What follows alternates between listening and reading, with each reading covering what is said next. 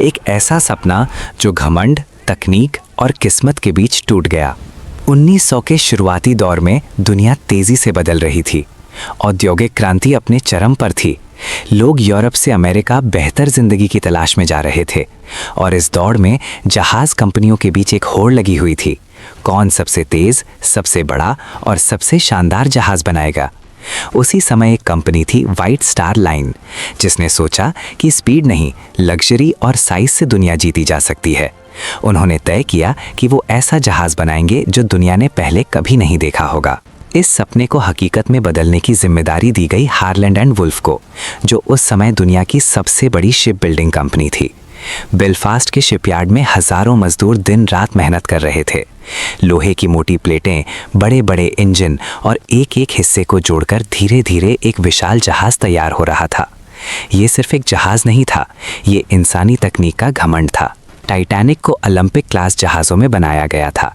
इसके दो और जहाज थे, ओलंपिक और ब्रिटानिक, लेकिन टाइटैनिक सबसे खास था। इसकी लंबाई लगभग 882 फीट थी, यानी एक छोटे शहर जितना बड़ा। इसके अंदर swimming pool, gym, library, luxury rooms, grand staircase और 5 स्टार होटल जैसी सुविधाएं थी। उस समय के अमीर लोग इसे फ्लोटिंग पैलेस कहते थे। लेकिन टाइटैनिक सिर्फ अमीरों के लिए नहीं था। इसमें 3 क्लासेस थीं। फर्स्ट क्लास, जहां दुनिया के सबसे अमीर लोग सफ़र करते थे। सेकंड क्लास, मध्यम वर्ग के लिए।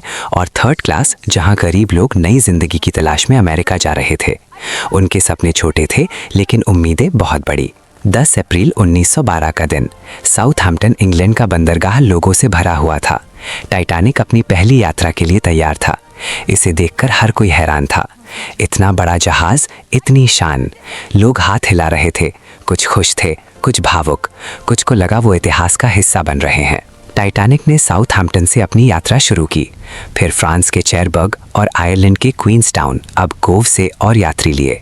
अब जहाज में लगभग 2200 लोग थे, क्रू और पैसेंजर्स मिलाकर। हर कोई अपने अपने सपनों के साथ इस सफ़र पर था।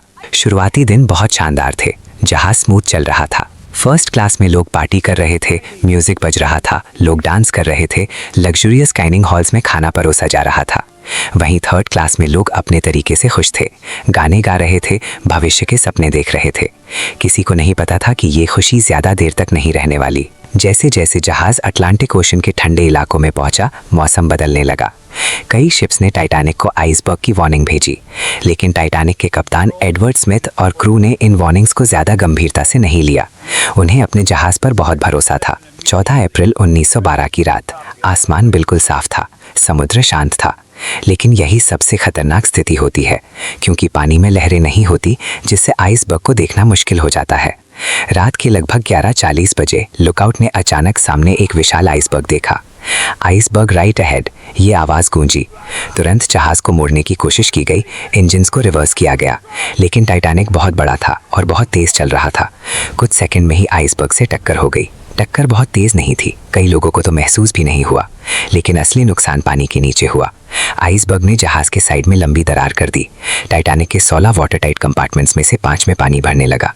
जहाज़ को इस तरह डिज़ाइन किया गया था कि 4 कंपार्टमेंट्स तक पानी भर जाए तो भी वो नहीं डूबेगा, लेकिन 5 कंपार्टमेंट्स भरना मतलब अब टाइटैनिक का बचना नामुमकिन था। धीरे धीरे पानी जहाज़ के अंदर भरने लगा।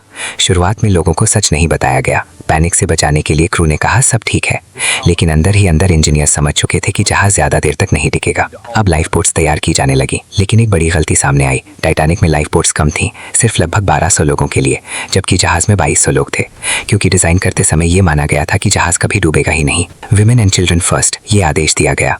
धीरे धीरे लोगों को लाइफ बोट्स में बिठाया जाने लगा, लेकिन कई लोग जाने को तैयार नहीं थे। उन्हें विश्वास नहीं हो रहा था कि इतना बड़ा जहाज़ डूब सकता है। फर्स्ट क्लास के लोगों को जल्दी एक्सेस मिल रहा था, जबकि थर्ड क्लास के लोग नीचे फंसे हुए थे। कई गेट्स बंद थे, कई लोगों को ऊपर आने में देर हो गई। ये असमानता उस समय की सामाजिक सच्चाई को दिखाती है। जैसे जैसे समय बीतता गया, जहाज आगे की तरफ झुकने लगा। पानी तेजी से भर रहा था। बैंड अभी भी म्यूजिक बजा रहा था ताकि लोग शांत रहें।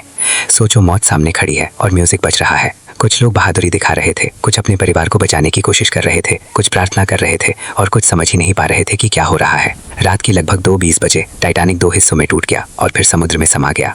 हजारों लोग बर्फ जैसे ठंडे पानी में गिर गए। पानी इतना ठंडा था कि कुछ ही मिनटों में शरीर काम करना बंद कर देता था। 1500 से ज्यादा लोग उस रात मारे गए। सिर्फ लगभग 700 लोग ही बच पाए जो लाइफ बोट्स में थे। कुछ घंटों बाद एक जहाज RMS कार्पेथिया वहां पहुंचा और बचे हुए लोगों को बचाया, लेकिन तब तक बहुत देर हो चुकी थी। टाइटैनिक की ये ट्रेजेडी पूरी दुनिया को हिला गई। लोगों ने सवाल उठाए, इतनी बड़ी गलती कैसे हुई? क्यों वार्निंग्स इग्नोर की गई? क्यों लाइफ बोट्स कम थी? क्यों स्पीड कम नहीं की गई? इस हादसे के बाद कई नए समुद्री नियम बनाए गए। अब हर जहाज में पर्याप्त लाइफ बोट्स होना जरूरी हो गया। 24 घंटे रेडियो कम्युनिकेशन अनिवार्य हो गया और आइसबर्ग मॉनिटरिंग सिस्टम शुरू किया गया। टाइटैनिक सिर्फ एक जहाज नहीं था, ये इंसानी का मंत्र, प्रकृति की ताकत की कहानी है। ये हमें सिखाता है कि चाहे हम कितने भी आगे बढ़ जाएं, प्रकृति से बड़ा कोई नहीं। आज भी टाइटैनिक का मलबा अटलांटिक ओशन की गहराई में पड़ा है, एक खामोश गवाह उस रात की चीखों का, उन अधूरे सपनों का। और जब भी कोई टाइटैनिक की कहानी सुनता है तो सिर्फ एक जहाज नहीं बल्कि हजारों जिंदगियों की याद आती है जो एक ही रात में खत्म हो गई।